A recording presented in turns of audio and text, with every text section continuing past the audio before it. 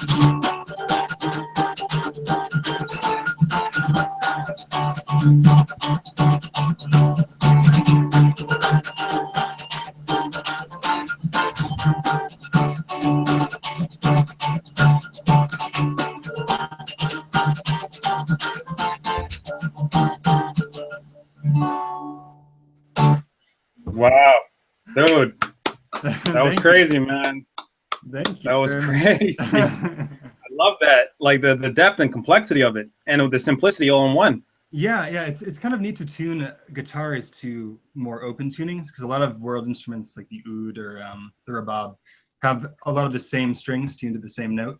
So it adds to the fullness of the sound. So I've been messing around a lot with tuning my guitar similar to those tunings. So pretty fun. Wow, it almost reminded me like, it sounded like had this like Moroccan aspect to it, almost Yes. like Maghreb, Northern Africa sort of vibe to it.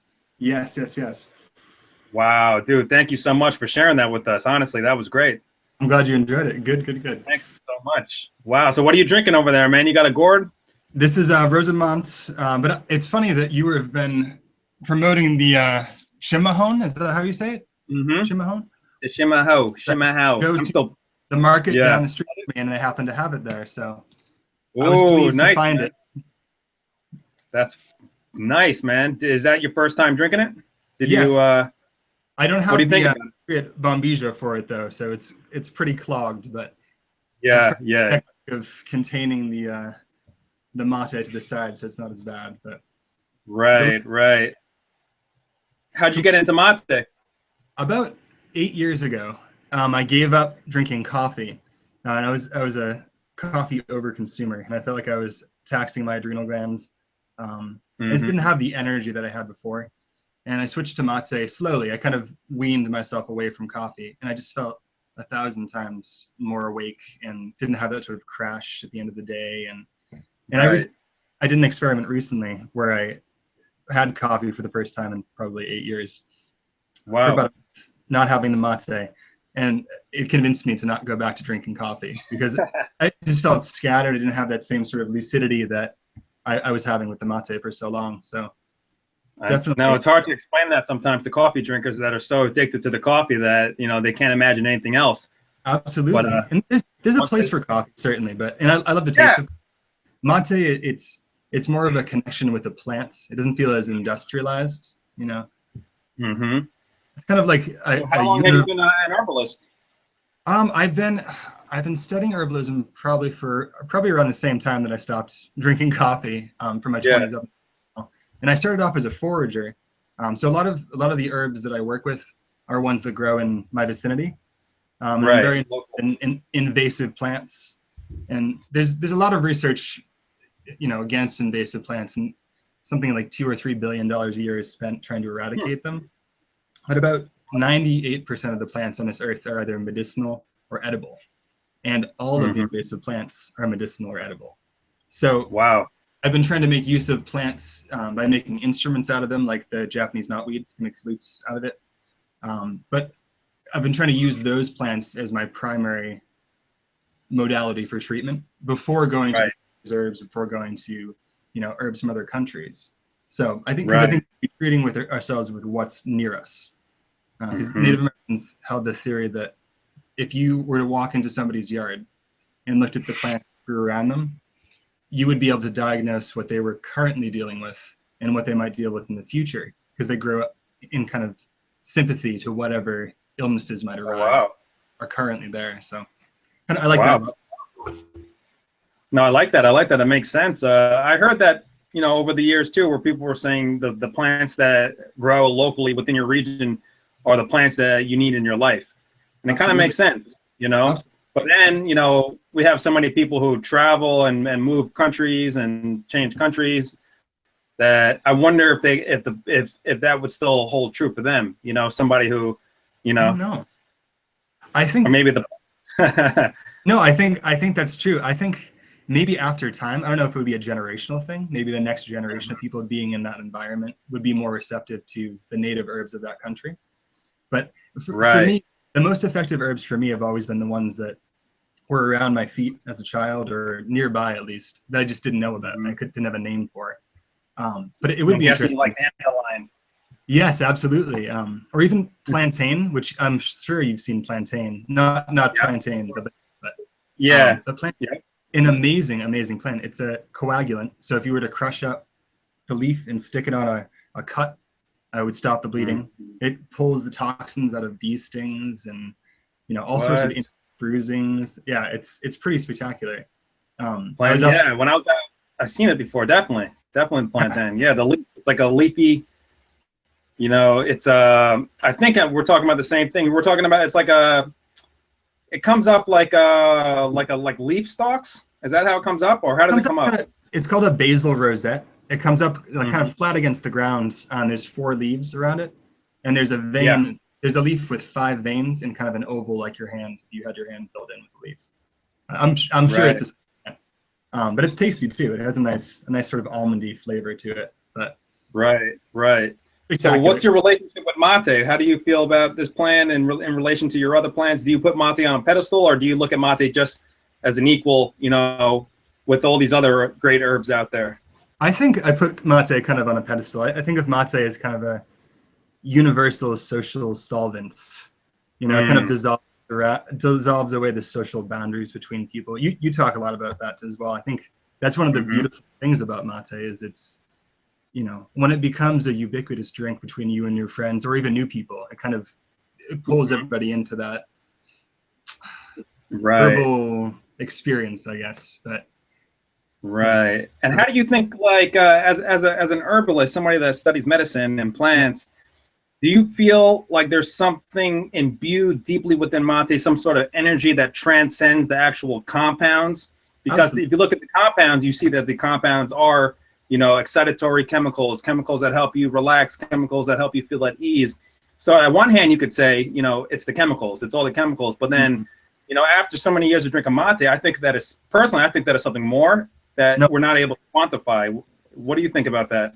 Well, I think the idea of thinking of plants as just chemicals is the sort of darkness allopathic scientific view that most people hold. But Stephen Buhner, who's an amazing author who you should definitely check out. I read his book. Yeah, it's a great book. He's great, but in Plant Intelligence, the Imaginal Realm, he talks about how plants work on us in a physiological way, which you probably know too, and also on the aspect of ourselves that is connected to the natural world. And I think where mate is closer to form to what it would be in nature versus coffee, which is it's pretty industrialized. Coffee takes a lot of processing to get to where it's a roasted product. I think that mate is a better means of connecting to that natural world. You know what I mean?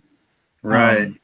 And I think I've never really used it as a carrier for other herbs because I've read, they will put other things in it as a, almost like a decoction using that. But I haven't really tried that, but I'd be interested in working more with people trying to incorporate herbs into their mate and then seeing how there's a scientist, her name is Elvira de Mejia, and in my opinion she's the foremost yerba mate scientist in the world, and she wrote a very extensive report on mate called Comprehensive Study on Yerba Mate, and in that report she states that through her experimentation she found that mate actually increases the solubility of other vitamins and other compounds. So in a way she I guess proposes that mixing mate with other herbs could theoretically boost the effectiveness of other herbs, which I found pretty interesting because even in folklore, mate folklore, you see that mate was used as a sort of base, I guess. I don't know the exact term, but a base tea for other healing compounds to deliver that. So I found that pretty interesting, those two connections between the shamans and then 500 years later Elvira de Mejia talking about the solubility being increased. That's amazing. The indigenous culture always know things before we do, for sure. We're right? And they had no books, and it's crazy, man. It really is. And it makes sense, it's amazing how much retracing we have to do in our industrialized culture too, because they may have called it something different, but even with the idea of the doctrine of signatures, they were guessing that hawthorn was good for the heart because of the shape of the leaf. It resembled a heart. Or the plantain was good for healing a wound because it resembled the shape a wound would take as it's healing. So people were definitely cued into things in the same way that we are now, just with a different terminology. So it is amazing. But I do think. I'm sorry. Go ahead, bro. No, I was just please. I think mate is a carrier. They call them. There's a couple of terms, like calamus root, which is a native plant to here. It has like a spicy sort of taste. You might have chewed it before. It's kind of a stimulant, but sounds familiar. if you were to mix that with an herbal mixture, whether as a tea or as something that you took as like a capsule or something, it's an accelerator. So it increases the bioavailability of whatever you're consuming. So it would make sense that mate, given the xanthines and theobromine and all that, maybe just the reaction to whatever is being put into it allows your body to absorb it. And that makes total sense to me, because many plants are used as a means of increasing availability to your body. So that's really interesting. And I want to get your opinion on this. I've been recently starting to study epigenetics. Yes, how humans could alter the expression of their genes just through thinking, just through certain ways of living behavior. And as I begin to learn more about epigenetics, it makes me start to think about plants, and if plants could change their expression of genetic structure. Because I once on Netflix saw this documentary on how plants can think. I think it was called How Plants Can Think, and it showed through scientific proof that plants could recognize certain situations and then change their behavior to attract certain humans or certain predators or certain detract predators. So they were starting to begin to think, which for me, I've always thought that plants could really think and create behaviors and be aggressive if they need to be, or be docile if they need to be, or take a certain action if they need to be. So it's kind of like we're coming full circle now. Science is able to actually show, quantify this now. But the ancients have always known this, that plants have consciousness, that plants can think, that plants could feel your vibe. So, it makes sense to me that a plant like mate, it brings people together, gets people talking. It helps you share yourself better with other people in your community. So, this is something that I feel like, it's an important discussion. But, a lot of people are kind of, when they hear these sort of talks about plants thinking and plants consciousness, I think a lot of people get a little bit like, whoa, that's just like too esoteric for me, man. It's just a lettuce. Which is so silly.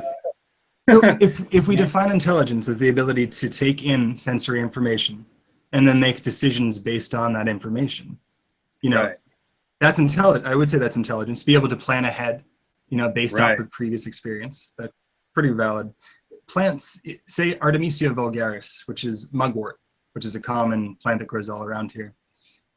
If a stand of Artemisia vulgaris is attacked by a woolly mite, and it's 20 feet from another stand of Artemisia vulgaris that doesn't have that woolly mite, pheromonally and chemically, it's able to exchange information with its neighbors to say, you need to produce this aflatoxin to prevent the wolf from attacking you. There's all of this plant communication sort of information. Or a tree in a forest, the danger of cutting down old growth forests isn't that the trees are particularly old, it's that they're the carriers for information. So a tree that survived 200 years has the information inside of it to express pheromonally to the rest of the forest when there's a fire, how to regrow, what the timing should be for regrowth, how to deal with certain bacterial or fungal invasions. So the plants are constant communication with each other, and I think people think that it's esoteric because how would a plant survive if it wasn't in some sort of communication? Of course, and even Paul Stamens, he talks about the mycelium acting as like a Wi-Fi network system that connects the trees, and in exchange the trees or allow the bacteria, the mycelium to feed off of it, in exchange of this whole bacteria exchange. So it's kind of like, that's amazing when I hear things like that, how the mycelium is able to actually help conduct messages between the plants, 300 feet away or miles away or however many miles away. It's incredible. Well, and it's funny, if anybody walks through the forest and you see a tsugai, which is a hemlock tree, eastern hemlock, that the little saplings that are buried deep in the forest where there's no light, like you were just saying, fed by the mycelial network. So a tree is able to, feed nutrients and sugars to the fungus, which uses that to break down the woody matter around it. And in exchange for the sugar, the fungus sends up the nutrients from the decayed matter. Now, in the long-term relationship with the other trees, a baby tree, which is not photosynthesizing enough to survive, a younger tree, it's kept alive by the mycelial network and fed the sugars from the older trees, so that when it grows up in the other, it has a relationship with the mycelium, so that long term it's able to survive. So without the mycelium, the lower growth trees in the forest couldn't survive. Wow, so it's like an umbilical cord almost. It's like it's feeding it energy, feeding it food. Absolutely. Wow. Yeah, it's powerful, man. Spectacular. It really is. I know. I was living out in the old growth forest for about a year at one point back several years ago, and I just remember, like, I've never felt what I felt before my life than before living in that forest. Just I felt every day that the trees were talking to me. You know, they were in my dream. You know, everything was like my entire energetic field, my entire spirit, everything was just transformed from living in this old growth forest. You know, sometimes I even climbed up into the trees and lived in the trees. It was amazing. You know, it helped me learn so much about plants. Yeah, absolutely. That's amazing. I think there's so much to be learned just through direct experience, like that climbing into a tree. Or a lot of my own research. I went to college for literature, which nice. That's what I did too. I mean, what do you do with the literature? You know, but it's one of those things.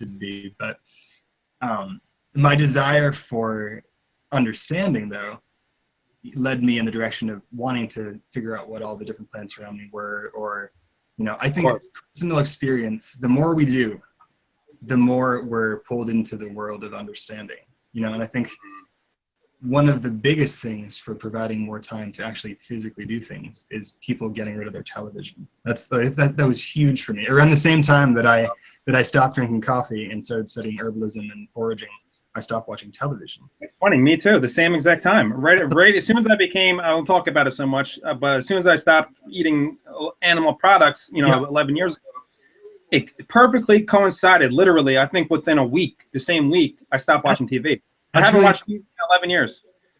That's so. Yeah. I don't eat meat either. I haven't eaten any meat or eggs or dairy or anything. I don't call myself anything. I just choose not to eat. Exactly. I don't like to call it because I don't like to lock myself into that table. You know, that title. Yeah, and people, when you have a modality that you're following, I'm making the choice. I don't want a modality to make the choice for me. Exactly. That completely coincides with how it happened for me too. I made the choice, and then everything kind of just fell into place. And I was like, okay, like this doesn't make sense, you know? Right. It's just is amazing. It's like it was funny because you probably heard my story. You may have seen it already, but you know, I just remember several months after drinking mate, there was just this one day for me, literally when I really, the mate spoke to me and said, "This is what I could do for you, Dave." And I remember I was outside, I was sitting down on a bench, and I was writing in my journal, and I was just flowing, like really flowing, like unusually flowing very, very well that day. And I just started to think, I'm like, wait a minute. Oh my gosh, what has changed in my life over the past several months? Why do I have this like fluidity that I didn't have before? And this sounds like such a, you know, cliche. Oh yeah, of course Dave's going to say this. He's involved with mate. He sells mate, but it's the honest to God truth. That day, I realized it in a second. It was the mate. That's the day I really felt like the clarity. I was like, you know, the ability to just really flow and to organize thoughts. And then I said, wait a minute, let me go research this online. And there wasn't a lot of information about people talking about mental clarity in mate. You know, this was 6 years ago. There wasn't a lot of information. So then I had to just keep on drinking it. And I was like, it's got to be the mate. Like, it has to be the mate. And then I started getting all these calls and emails from people over the years and like, Dave, you know, this stuff is working. So, you know, have you felt like, you know, mate had a direct effect on your clarity of mind? Yeah. It's amazing how much clarity it's brought just in that time period. But the experiment I did recently was so confirming for me. You know, again, I'm not bashing coffee. Coffee is delicious. Yeah, I'm not bashing it either. For coffee at all, but there's something very different or magical, as you said, about mate versus that. You know, it's more of a relationship than just an effect, you know? Right. Of course. And it's beautiful. It's like, speaking of coffee, and to coffee's defense, and I'll see if you agree too, you know, when I study coffee, because I like to study all sorts of plants, and I study coffee too, just to see.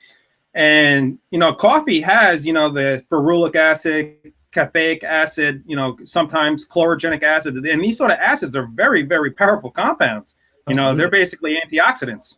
So it's like coffee, it seems to me, from my little cursory research, does have health benefits, but I think that those health benefits are diminished, if not some outright destroyed, through the roasting process. Yes, I agree. So perhaps green coffee would be the best, most viable option, to have the most bioactivity of those compounds. What do you think? I agree. That?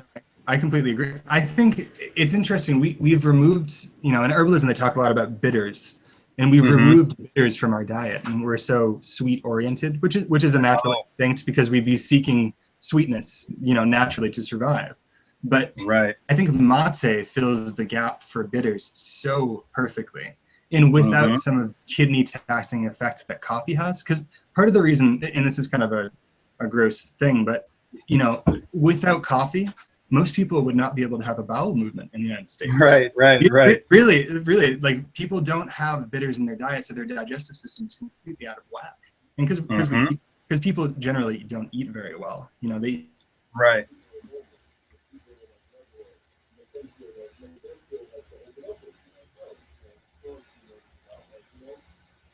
Sorry, bro. I think we froze. I'm just gonna wait until it unfreezes. It's letting them perpetuate that sort of dietary lifestyle. It's not necessarily healing them in any way, but.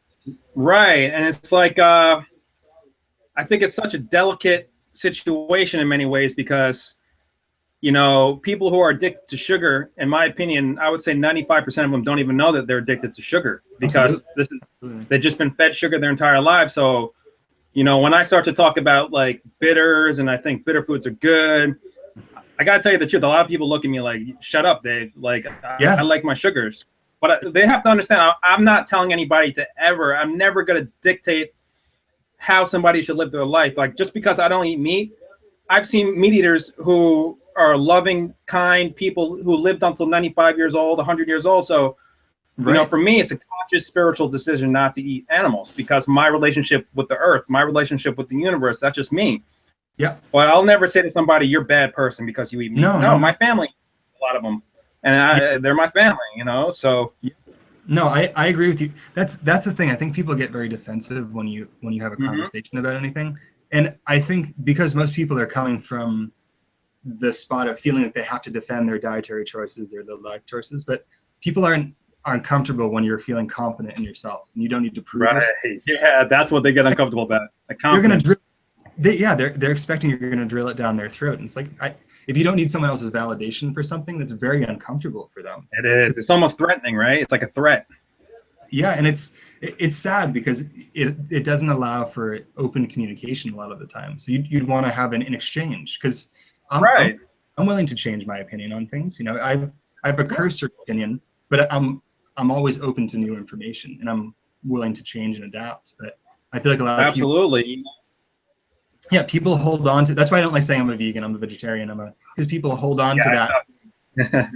It doesn't get them anywhere. They're just holding on to it, and then it's like, I can't change. I'm defining myself. And then, what happens if that turns out to not work for you?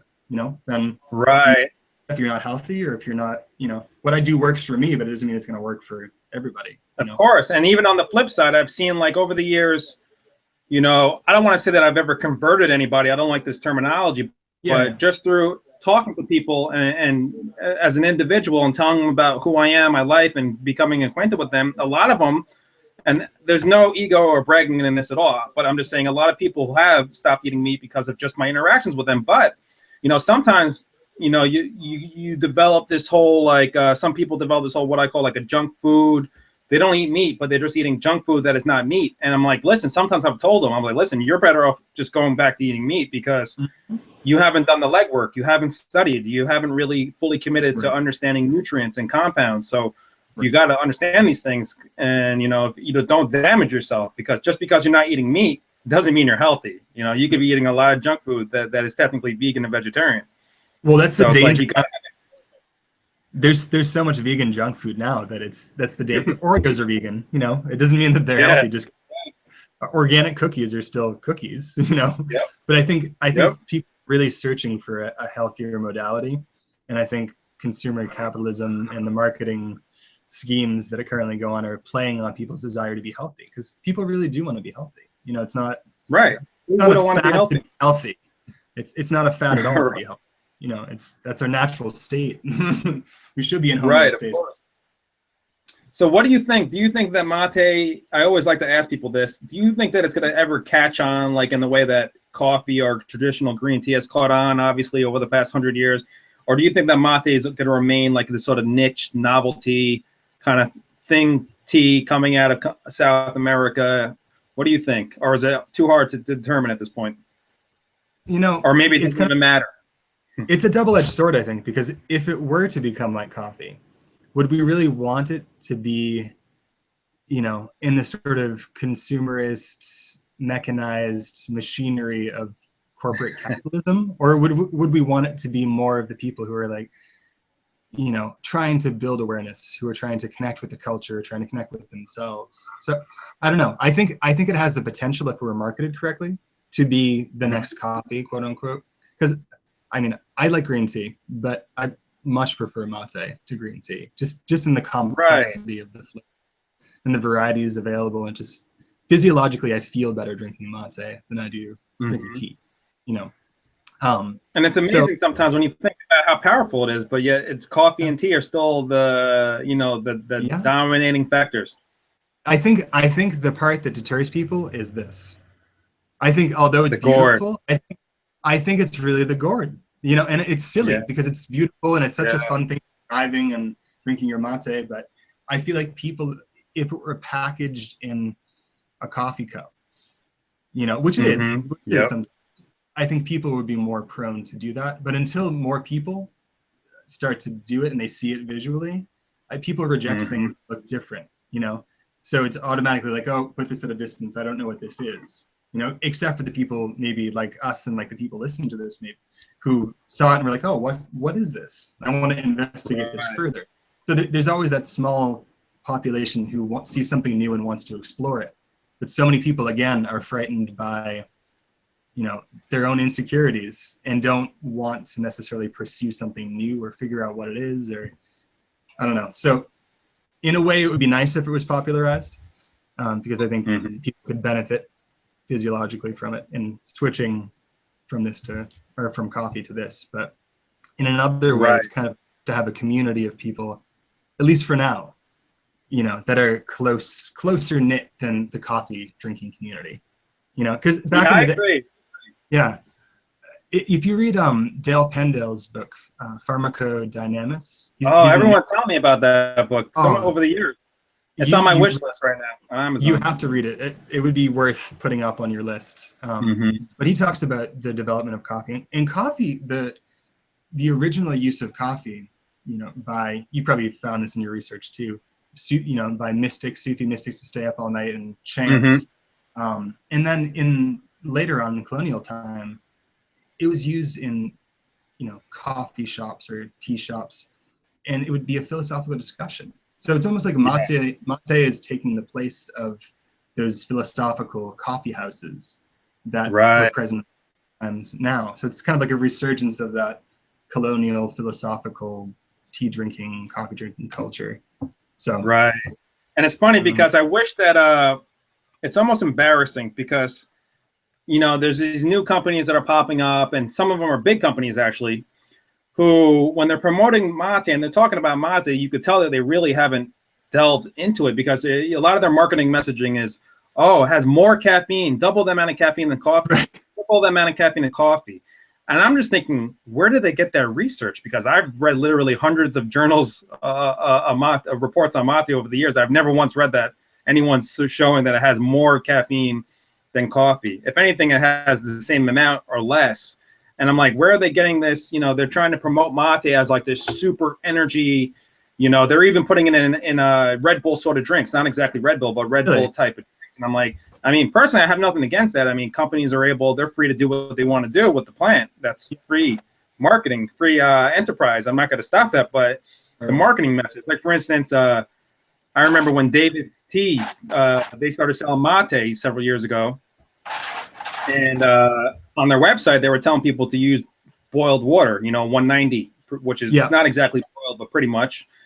And I wrote them a really polite message like, oh, you guys should really recommend a little lower temperature for the mate.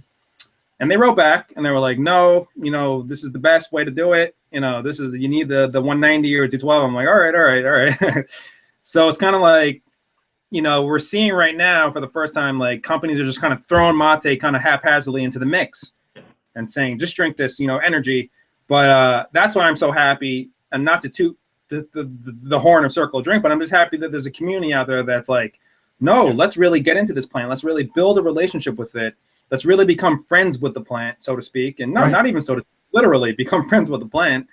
And then let's help the plant, spread throughout the world in a positive, peaceful way, sort of like what the indigenous peoples or the natives, the Guarani did, for thousands and thousands and thousands of years before anyone else knew about mate. So, it's kind of like it's the role of somebody who really cares about the plant to understand the plant as best as they can. And it's an evolving relationship. It's not just one fixed point relationship. It grows and grows and grows over the years. Mm. Well, and I think it's kind of beautiful too that mate really is your ally, and you can tell through your passion for it that you found your plant ally. And I think a lot of people who work with plants try so many different things, psychoactive or not even psychoactive. An ally could be dandelion, whatever works for you and is sort of an ally in your life and your spirituality. But I think that you're a good person to promote it because it's more about the relationship for you, which I think how you really should be promoting plants. You can, and it's the same in herbalism too. I mean, I have a wall of herbs behind me, but you can treat people's symptoms, but if we're going to help people gain energy and clarity, we're going to treat their lack of clarity. But I feel like mate works on the spiritual level as well, like we were talking about, and it allows people it gives them a reason to connect with people. And I think we're so socially and spiritually deprived in this culture that we really need something like this as an excuse to reach out and connect with people.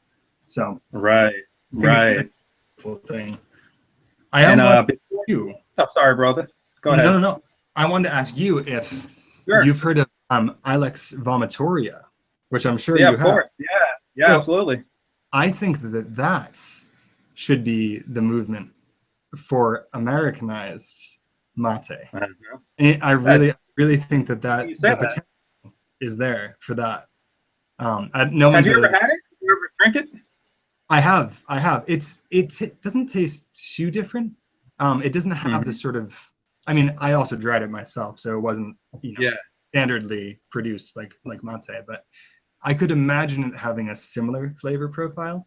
It has more astringency. As opposed to Guayusa, which is not astringent at all. It's very sweet. Yeah. But I could see that being a big thing, especially with the movement towards native plants or local plants. I can just imagine that coming in the near future. So you should look into that. Yeah, somebody actually sent me a sample of that about 3 or 4 years ago, and he also sent me instructions on how to like toast it in the oven. Yeah. And I remember doing it, and I remember drinking it briefly, but at this point, I couldn't even tell you what I really felt on it or anything. But I do remember doing research on it, and the vomitoria, from what I understand, denotes vomiting, because from what I understand, the Native Americans used it as a sort of purgatory herb during ritualistic becoming of a man sort of situation with the youth. So I think that is connected with the sort of purgatory effects. Well, and that's I had read that, and I was looking more into it because I had read that, and I was like, that's true. Or I read that. I think I read the same thing that you read, and then I was looking further into it, and they were saying that it was a mistake from the anthropologist or botanist who was writing because they did purge. You're right, they did purge, but they would drink a ton. Almost in the same way that they purge with Guayusa on purpose. Yeah. Have you heard they overconsume Guayusa and then they throw up some of it? I haven't heard of that, but I'm familiar with Guayusa. I've tried it, but we'll talk about Guayusa. I want to talk about that with you after. Yeah. But so the anthropologists mistook them vomiting. They drink a lot of it and then purge and throw it up. Yeah. But as a means of clearing out the stomach, but they were making themselves throw up.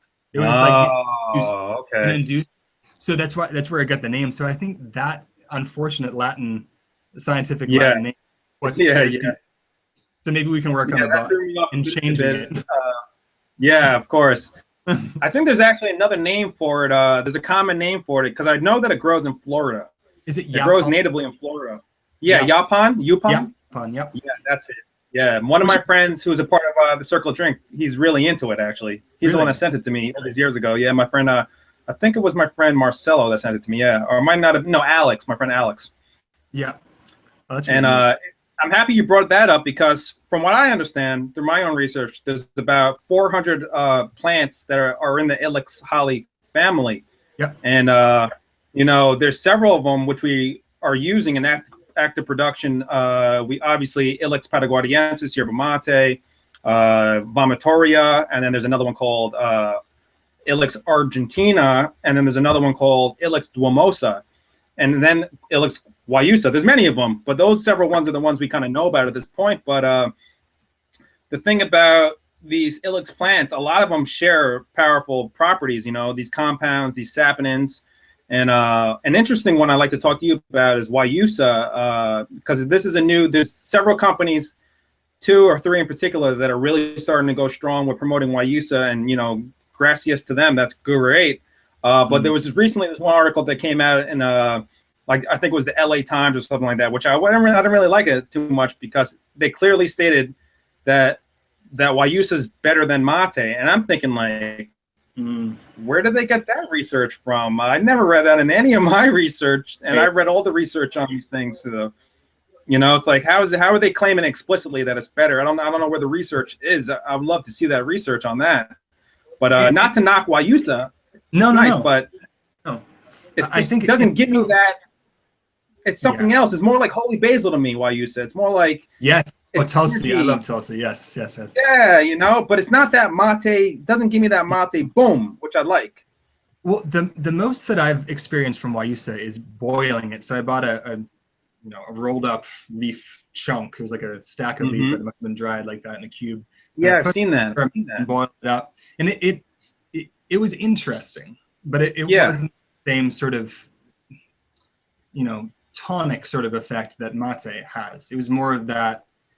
It was almost jarring for me, and not in a good way, and not in a too intense way, but it just felt scattered. I've heard that. I've heard that too. For me, and it's so subjective too.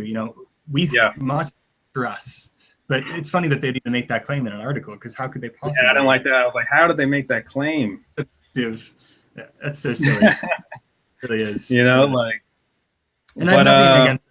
No, nothing against it. And speaking about kind of comparing and contrasting mate to other things, before I got into mate, I was really into green tea. Like, as soon as I stopped eating meat, I got into green tea for years. And I was like, the whole thing, like I was doing with mate, researching it, finding out about it, trying the best green tea I could get. I was ordering it from this company called Adagio.com at the time, like really nice green tea. And I honestly thought that green tea was the best herb in the world. I mean, that's what I thought 10 years ago. It was kind of a naive statement, particularly paying attention to the EGCG, the epigallocatechins in the mate. I mean, in the green tea, and I'm like, wow, this stuff is powerful. But then, I started drinking mate, and just, I don't know, it just kind of blew my mind drinking mate drink at that point. What always concerned me about green tea, I always felt a little strange, because I used to drink quite a bit of matcha, which is delicious. Again, not knocking much, but something always didn't feel right for my body when I drink it, and maybe I was drinking too much. I was very devoted. That was it, probably, man. But something felt, and I remember when I was researching it a lot, I felt like, I definitely have a sensitivity to fluoride, and it's high in sodium fluoride, which is not a particularly toxic form of fluoride, but I'm just not a fan of fluoride in general. Yeah.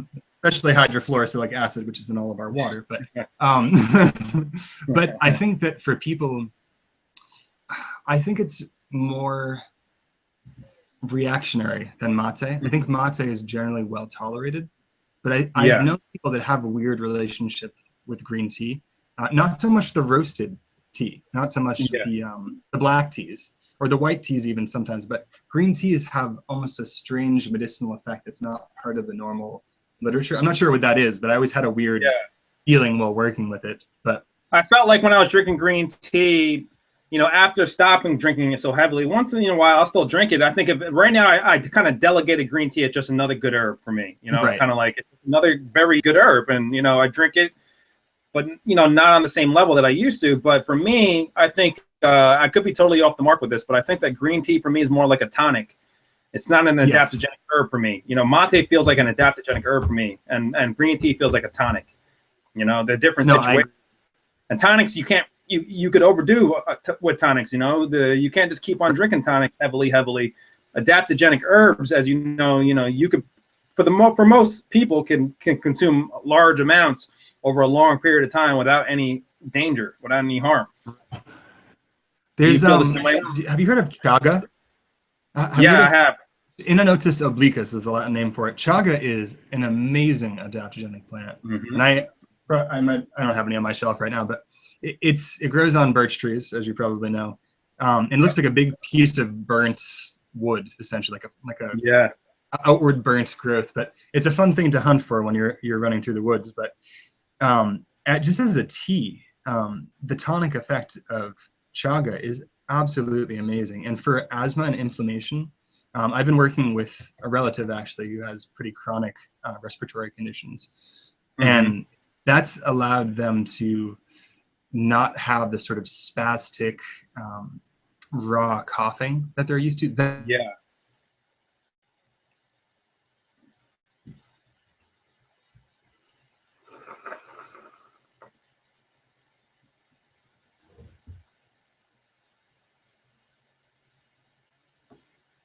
I think we froze again.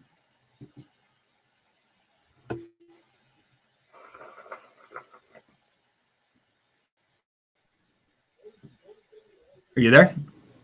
Yeah, sorry, Ricky. Lost you for a second there. Yeah, we froze a little bit. I'm sorry. So what were we saying again? We were talking about the chaga. Yes, I was saying that I consume it just on a daily basis, just because it's delicious. But I feel like it's one of the highest concentrations of SOD, superoxide dismutase. It's amazing. Powerful antioxidant. One of the highest antioxidant levels in nature. And it's ironic because it's used for the treatment typically, and I'm not a doctor, I'm not diagnosing anything. Right. But this is for medical, this is for educational purposes only, everybody. Educational purposes only. But it's used, if you think about how it grows on a birch tree, it's a cancerous growth on a birch tree. So it would make sense that traditionally it was used as a cancer treatment. You know, and that's called the doctrine of signatures again, where the thing itself resembles what it treats.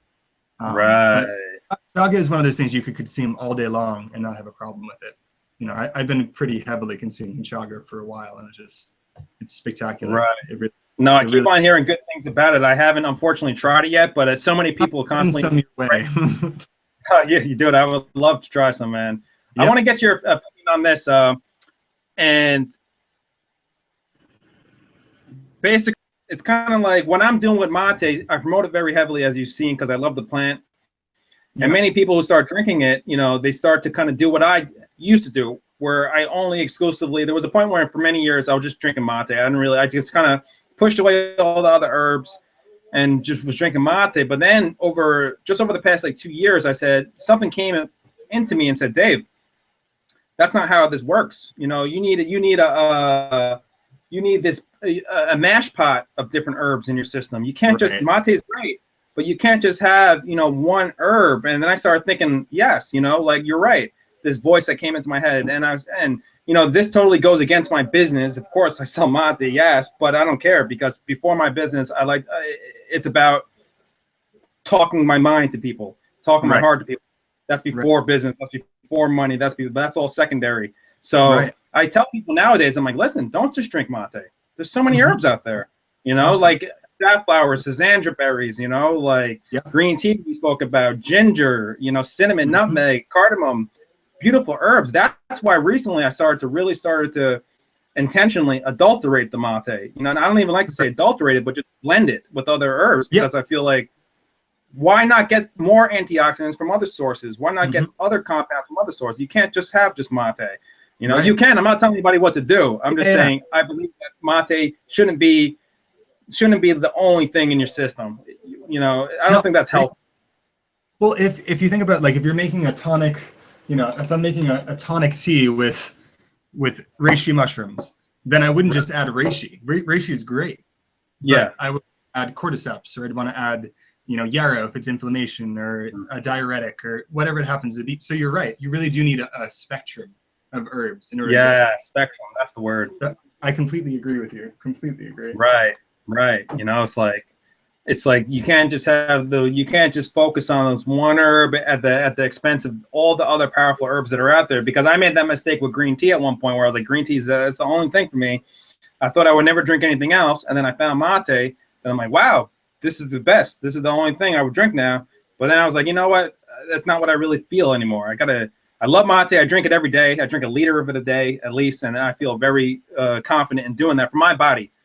For 6 years, I've had a 1 liter a day for 6 years, and I feel great. Yeah. So, but I also like to incorporate other herbs. Why not? They're out there for a reason. So absolutely.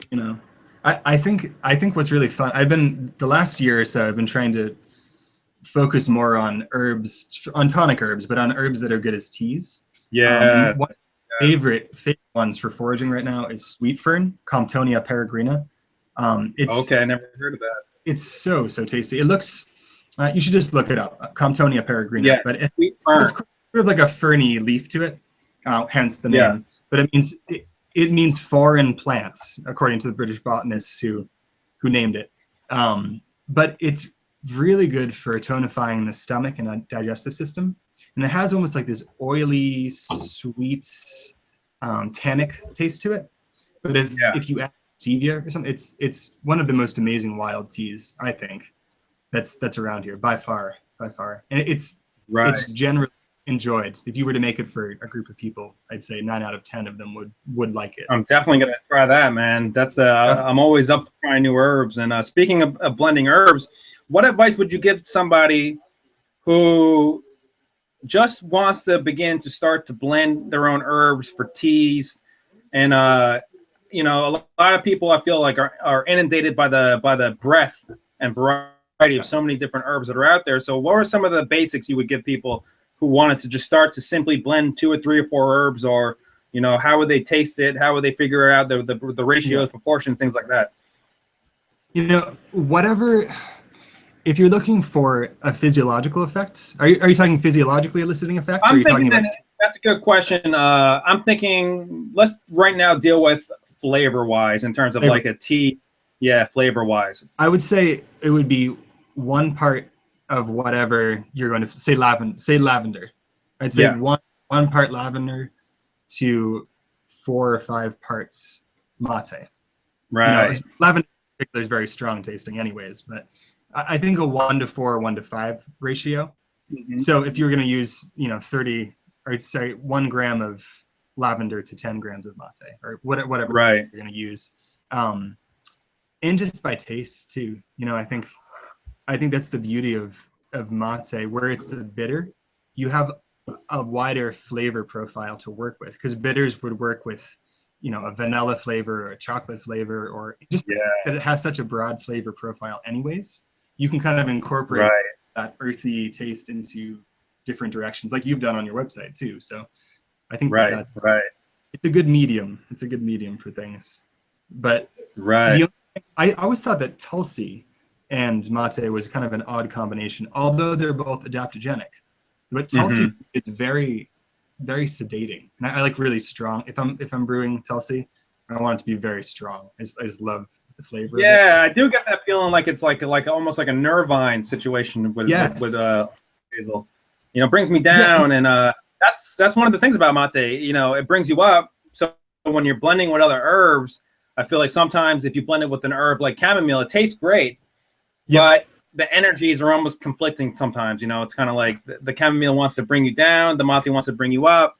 Right. So it's almost like it tastes great, but like you got to balance it out with other herbs sometimes. I don't know. I just feel like I want to blend things together, but they also have their own energies to them.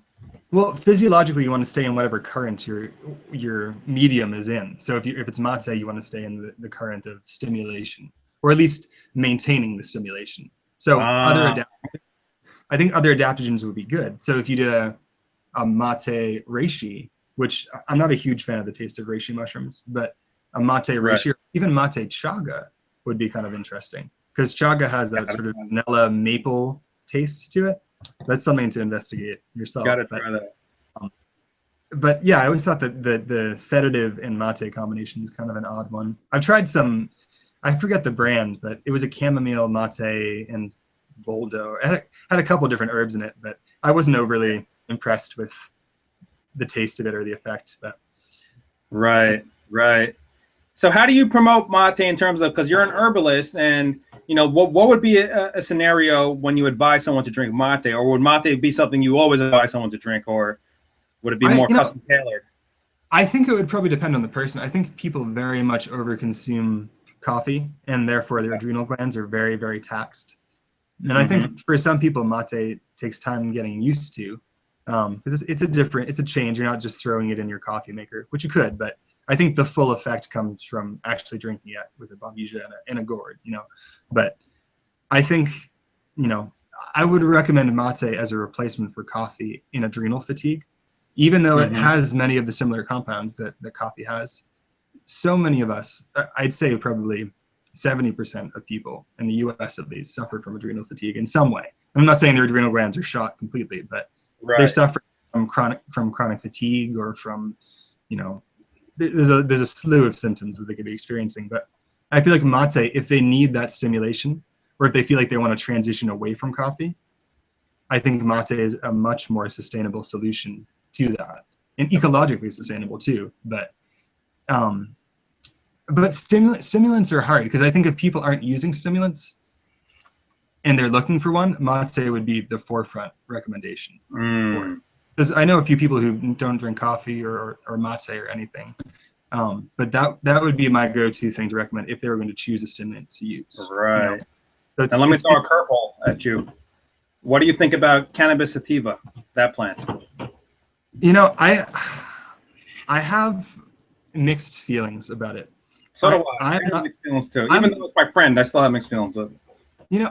I'm not particularly a friend of it, and not against it in any way. I think it has a therapeutic potential. I think for people it's an ally with, I think it's great. It's not really my ally. Right. However.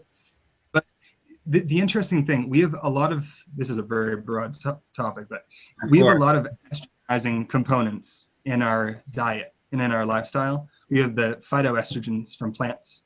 We have the PCBs, all of these plastic, I can't remember the name of them. They're basically synthetic estrogens in our containers, in our water, and everything. So we're already in a highly estrogenic society. And cannabis deactivates these luteinizing components in gonadotropin in the body. And it's shown upon consumption to decrease between 30 and 70% testosterone production. And this is temporary. This isn't a permanent thing. But I think it's a very feminizing plant, and feminizing is okay, but feminizing hormonally. In the same way, I'm vehemently against hops. I think beers can be delicious, but if you were to treat a woman with menopause, hops would be the herb you would use. Really? I didn't know that. It's one of the highest sources of phytoestrogens. In 1381, the Archbishop Canterbury of Cologne banned the using of other herbs in beers, because herbs like beer like mate used to be a carrier for other herbs, medicinal, psychoactive, whatever it was. But people were becoming more rowdy, and the church wanted to limit the consumption of herbs from these traditional practitioners to limit their control over healing and health, because they were growing a lot of the herbs at the time as well. So hops is feminizing, it's sedative, and it has one of the highest phytoestrogen contents of all plants. So it took the rowdiness and the sort of one-pointed directionality of medieval times in 1381 and rerouted them in Germany. It was like a co-opting the whole herbal revolution in Germany. Very, very crazy background. Right. But, I think, again, this is overconsumption. You can consume anything. I'm not. Yes. I'm not talking. You're not going to drink. That's what I agree with. Overconsumption. Yeah. Yeah. So I personally don't drink it. but Mm-hmm. you're not going to run into trouble having it occasionally. But when you see a person who consumes a lot of beer, Yeah. who consumes a lot of cannabis, if you think about, I won't name any names, but just think of people who are known over consumers of cannabis. Yeah. There's something feminized about them, which is fine, which is perfectly fine. But I think people don't realize the hormonal effects that both hops and cannabis have on their bodies. Oh yeah. So I think it's a double-edged sword, and I think that it has a lot of potential for healing too. So with anything, you have to weigh, what your objective is. Of course. And talking about alcohol, and then I'll jump back to the cannabis talk. But see, alcohol for me, over the years, I've seen my consumption of it precipitously decrease to almost at this point to hardly anything. Yep. Hardly anything. Yep. And when I compare that to my college years, where I was literally drinking almost every night, just beers, whiskey, whatever, not even thinking about it. But it was this one guy who really helped open my mind. He was actually a surgeon friend of mine. He's a retired surgeon. And just one day, we were at this, we're part of this little lounge in the area, and I was drinking a beer there, and he was just like, Dave, did you know, what happens when you drink alcohol and this and that? And, I'm a student of everybody, so I wasn't offended at all that he was. I was very happy that he started talking to me. He was just like, Dave, alcohol, it adversely affects almost every system of the body, It's a poison, right. And then I started to tell him, I was like, well, doc, I've read research where, people have recommended, drinking a beer a day or drinking, wine a day. Wine has resveratrol, very powerful antioxidant. And he's like, yeah, that's right about the resveratrol and all that. But he's like, all the new research, confirms that even moderate amounts of alcohol is extremely dangerous. And, and then I started to juxtapose simply, just to oversimplify intentionally, I started to think, well, wait a minute. Every time I drink, the next day I feel like garbage. I feel very bad the next day. I don't feel good the next day. I don't sleep well the same night. This is a poison. Right. This is killing you. And I'm like, as an intelligent person, why would I want to kill myself slowly? That's why I don't really ever drink alcohol anymore. And when I do, it's very, I try to keep it very low, the consumption. Yep. Like, it's funny you mentioned resveratrol, because the ironic thing about that, if you were to go to a popular health food store and buy the anti-aging resveratrol capsules, some of them are made from red wine, which grapes absolutely have that. The highest source in nature, ironically, is from a plant called Polygonum cuspidatum, which is Japanese knotweed, which grows everywhere. It's an invasive plant, and that's where most of it is coming from. So they're capitalizing, selling these $70 bottles.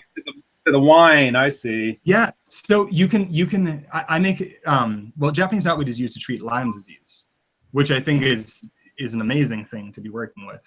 And it's really powerful because it stops the Borrelia virus from being able to replicate as easily. And this is kind of a tangent, but Borrelia likes to get into all of your body, but it forms a sheath over it. And Japanese knotweed helps to dissolve that sheath and stop it from proliferating as it's traveling through your body. And I have a very close friend who's been taking Japanese knotweed for a while, and it's been very useful in stopping the progression of joint pain in particular. Right. But the resveratrol, just being an antioxidant in general, is amazing for everybody. But it's so funny that they cite that study, because someone was trying to convince me that I should be drinking wine. I was like, no, I drink Japanese knotweed root teas. No, I'm happy you brought that up. That clarified things for me, actually, because up until now, I was thinking the resveratrol is coming from drinking the glass of red wine a day or two. That's what I'm thinking it's coming from. And you can do that. Right. Japanese knotweed roots is one of the highest sources in nature. So. So without naming any particular compounds or plants in particular, I guess the audience will be able to surmise what we're talking about, but I think it's going to be kind of fun to talk about this generally. I personally feel that there's a group of compounds and plants in particular that create this sort of psychoactive experience that has these effects of, I'm not sure if you've heard this term, of hyperconnecting the brain, being able to kind of jumble the brain and connect different neuronic paths together that weren't previously formed. Basically I'm talking about hallucinogens, psychoactive. I lost you again. Can you repeat that? I'm sorry. I was saying, I wanted to kind of get your feedback on the groups of compounds and plants that are kind of bundled into this umbrella of hallucinogens, Yep. which, as we're seeing now, scientists are starting to show how these hallucinogens actually hyperconnect the brain, hyperconnect neurons, and promote this level of creativity that didn't exist before taking them. What is your take on hallucinogens? Well, I think, generally speaking, I think that our relationship to plants is primary to the relationship to the worlds, and our lack of connection to nature, however we might reconnect with it, is what causes, cognitive malformation, causes, I think, a lot of our yearning, well, really what I think, addiction, the cause of addiction, especially in people who drink or who smoke a lot. I think a lot of these people actually have a shamanic calling. They're wanting this relationship with a plant, and our culture's provided a handful of plants for them to consume. And they might fill the gap slightly, but it doesn't satiate them in the way that shamanic plants might do that, and it might provide a modality for their existence. I think a lot of times that behavior is just a maladaptive behavior based off of what's available to people.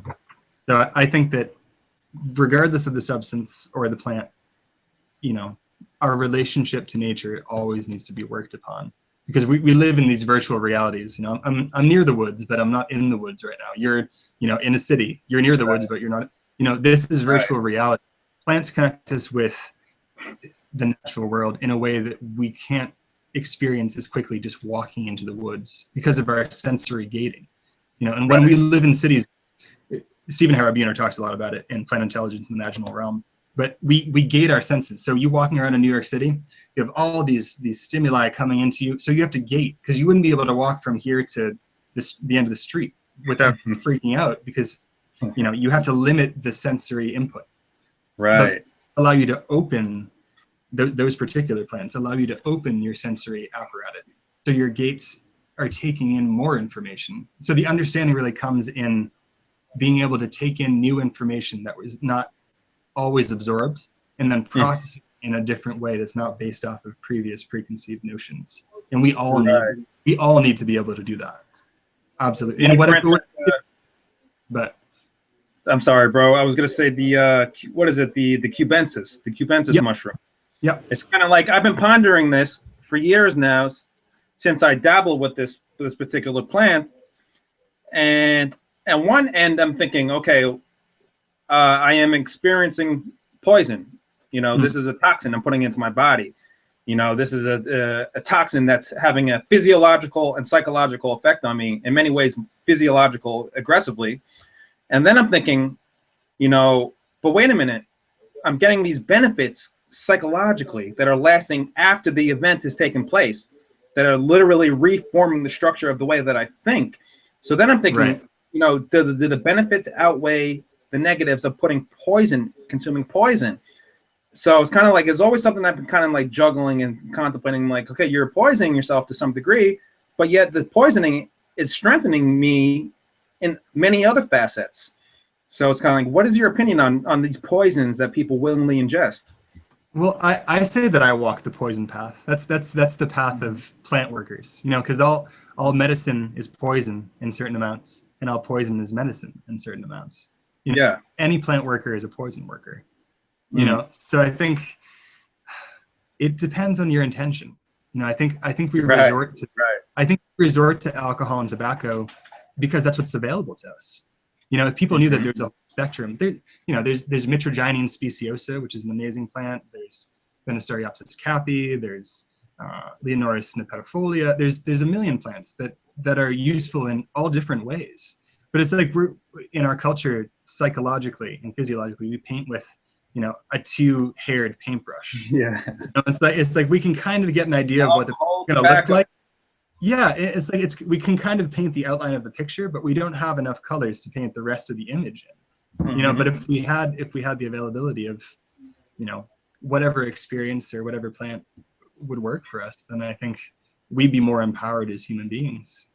It's our right to choose how we consume things and what we consume. It just isn't. It's inherent to all living beings. So it's sad to me to see that other people place their morality and belief structures on top of something that's an individual's right. You know, Right. it is sad. It really is sad to me. But I think there may come a time when people are personally empowered enough to not, you know, fall into that sort of bullying tactic. But you know, you can't really be collectively free without being individually free first. So, and plants are about individual. Herbalism is about individual freedom, and that's why I push herbalism and music and all of that, because that's the closest way of reconnecting yourself with the natural world. You know, plants are sense, you know.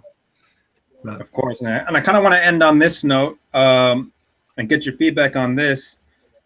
I see this happening so many times, and particularly with alcohol and you know, tobacco, where it seems like people could get themselves in a very vicious cycle where, you know, they're relying on these compounds and these plants, you know, in a way where in their mind they're thinking like, these are the plants that are my savior. It's almost ironic because they're thinking the only way that I could get through the day is to smoke a pack of cigarettes.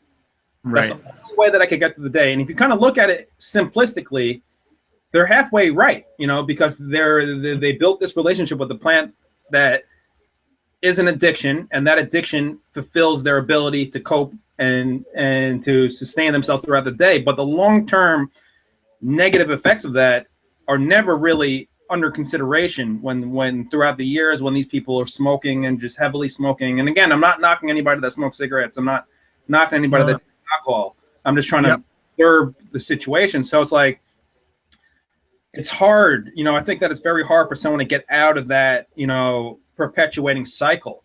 Very, very hard. And it's like, you got these companies who don't want you to get out of that cycle. It's like, they don't want to help pull you out. And I feel like, to kind of correlate this to mate to some degree, I feel like plants like mate and other herbs could be those gateways to get you out of that sort of myopia, get you out of that addiction.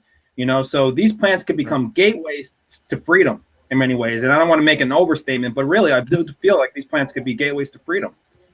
Well, it's all about relationship. And I think what we both would agree on is that mate is very much about relationships, you know, and it's almost a teacher of relationships. And I think all of our, not all, but most of our relationships to tobacco and alcohol are maladaptive. You know, at best, they're maladaptive. But we look to those for excuses to socialize. We look to them as an escape from what we're doing. So, you know, maybe just changing our lives, you know, would be enough to change that. It's hard to quit cigarettes or quit drinking if you are in a situation that's horrible.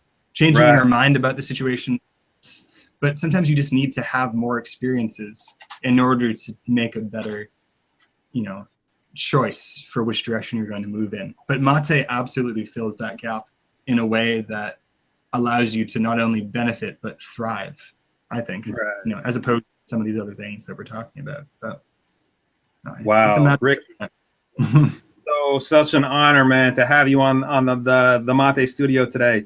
Thank you so much. And I really hope to get you back. You know, I hope to make this a regular thing with you, get you back, and because you have so much knowledge to share. We haven't even gotten in deeply into, you know, a lot of the herbs you're dealing with, and which I want to do maybe next time, you know, maybe profile of the herb like that. So we'll definitely keep it going, brother. Awesome, bud. It was great talking to you. Thank you so much, Ricky. I'll see you again. All right, brother? Be well. Thank you. Be well.